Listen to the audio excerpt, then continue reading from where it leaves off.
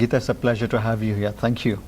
Thank you very much for having me. A technologist, a geek, I should say, trying to play the middle ground and trying to make some sense of technology to people who don't understand technology, and now an entrepreneur. Wanted to learn from you first, the technology part of it. You saw the pain point and you tried to address that like any other entrepreneur. But this is something very different and unique, I think. So if you can share with us your company's technology platform, then we'll go into the other details of how women entrepreneurs should race ahead. Okay, sounds like a plan. So I will start from my sort of educational background and where I started working. I graduated with a chemical engineering degree, and I have a master's in computer science. And I started working at Sun Microsystems right after I graduated. I started working on the Solaris kernel team, and I was taking a look at the core files from the crashes and working on virtual memory systems, hardware address translation layers, CPU scheduling, all kinds of fun stuff. So you can't get geekier than that. So I was reading Spark assembly day in, day out. It was a lot of fun. Then another opportunity in the compiler backend team opened up. We were taking a look at the executable generated by the Spark compiler and figuring out, we were doing performance testing to figure out, is the instruction generated from the compiler optimized for the Spark platform? And as part of it, we are working on the future platforms like Niagara, Panther, those chips. Spark was coming out with multi-core chips at that time. It was super fun, and I was part of the Niagara Ready team, so we were working with simulators and figuring out branch prediction for that, and prefetches, and caching, and cache conflicts. It was a lot of fun, and life is interesting, right? None of us start out saying that. Of course we have a general plan and a direction, but it takes an interesting turn. So because, if you ask me when I was doing this stuff at Sun, I would have said I would be happy to grow into like a fellow, a position, because I was enjoying what I was doing immensely. Then Sun has this program called SEED. It's a mentorship program. They handpick a few people that they recognize has potential, and your manager has to nominate you. So I was lucky enough, someone who has vested interest in seeing me grow, and I got selected for that program, and I was assigned mentors from business units like marketing, engineering, services, sales. So, I get to learn about how different business units operate.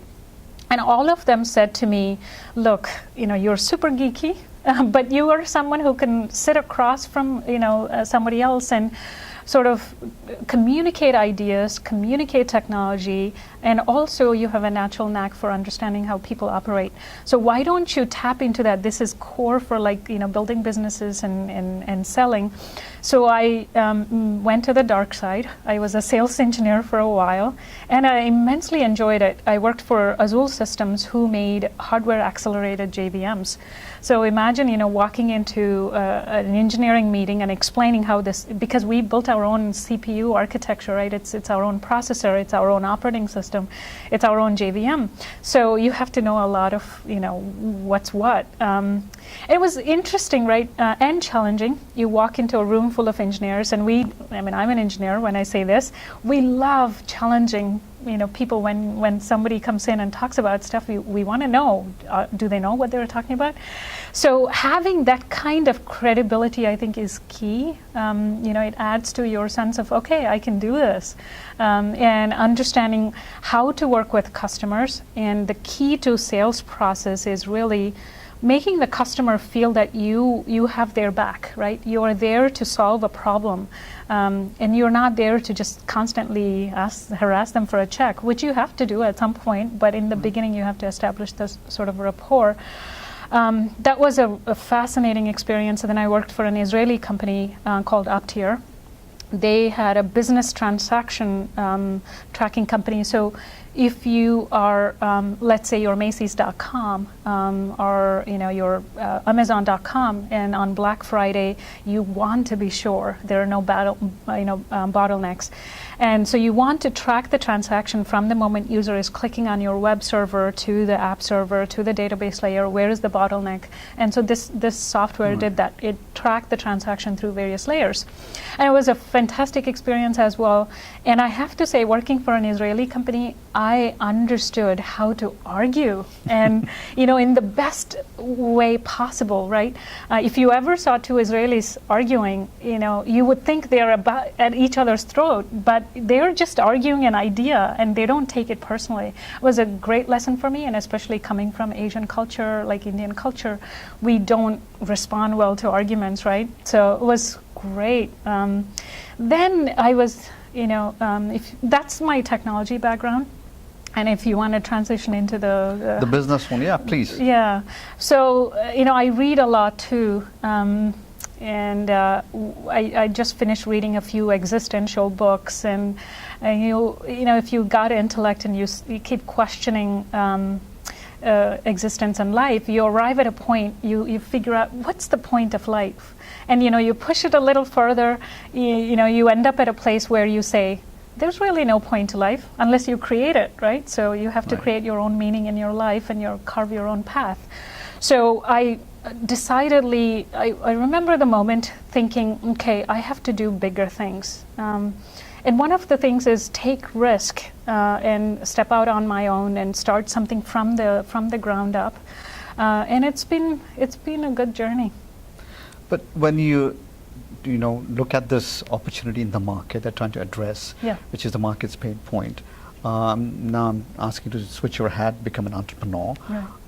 Having come from the corporate background, the risks are very similar to other entrepreneurs. So I'm trying to learn from you, what are those couple of challenges that you'd like to share with emerging entrepreneurs? Sure. So in the beginning, you always have a grander idea, right? So we looked at the enterprise software market, and we figured cloud was the big thing. Mobile was the big thing, and data was the big thing. There was data explosion. So we were going to build this huge data analytics platform. And then we realized, people make the mistake of that, like starting from a huge thing, and then you kind of lack focus. And the other thing you have to be realistic about, this is my first time around starting a company. So I don't have the track record to walk into somebody's office and say, hey, give me $2 million, I'm going to start something, right? So we sort of then, we distilled all of this, and we started talking to a lot of our target audience, and we kept hearing over and over, hey, look, cloud companies get cloud, but they suck at mobile, right? So we said, oh, there's something to this. So we started building on that. So the first challenge is to sort of criticize your own ideas and distill it to an executable place. And second, and I say this every opportunity I get, be realistic that it's a tough journey, because there's a lot of romantic notions around being entrepreneur and a quick success, but that's not it. It's not an easy path, and you have to have the persistence and the gut to stick with it for the longer term. The idea is that the technology is there, the right team is important. How do you go about that? So it is an interesting, and it's sort of like it's a evolving journey of finding the right people. So in the beginning, I did hire actually a salesperson I had to fire, but she was great at what she does, right? But what I failed to understand, that she was a great enterprise salesperson in bigger environments, right? I mean, she closed millions of dollars of revenue in her lifetime, but the startup environment was not just right for her. So this is a journey, but eventually I sort of figured out a good set of questions to ask people. And so the last two people that I hired, I said, just assume this will be a failure, because 9 out of 10 startups fail, or they're mediocre anyway. So what do you get out of this? Make them the question the why. Why do you want to join a startup? And I think if you focus on that basic thing of people, you then figure out core values and their motivations. And then if they match yours, they're a good fit. Right. For me, right, I'm always under the impression that it could be a failure. That's fine. But what am I getting out of it? Sure. Am I growing personally, professionally? My network is growing, and I've been able to do amazing things outside of Luminix in the past few years. So all of that contributes to my measure of success. No, I think it's a great point, and that's the best way to look forward. Finally, let's spend last couple of minutes left to focus on your company and what is actually targeting the market. Right. So the product that's making us money right now is called Pulsar. We have it for Salesforce, for Oracle, and we have a big partner out of Israel. We have other App Exchange partners. So what it does is provides offline access to cloud data. So think of us as Dropbox for cloud solutions. So if you have a Salesforce account, and Salesforce platform can be used for multiple things. You can be a salesperson or a field service person, or you're a marketing person. So if you don't have network connection, you can't access this client data.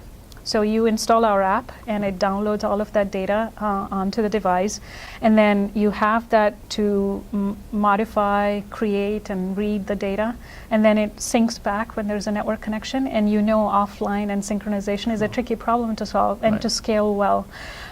So one of our customers, Fonterra, they're see how I light up when I talk about customers, because this is the addiction about startups. They are New Zealand's largest company. 1/3 of New Zealand's economy comes from this company. Wow. So they're a customer of ours. And so their users are downloading 1.5 million Salesforce records onto our app, and it scales well, performs well. And so that kind of, beautiful architecture, and, it's hard to build, and we did it, and it's working well, and we have clients across industries, across globe. We don't have Asia yet, but we're working on a deal with Deloitte in Malaysia.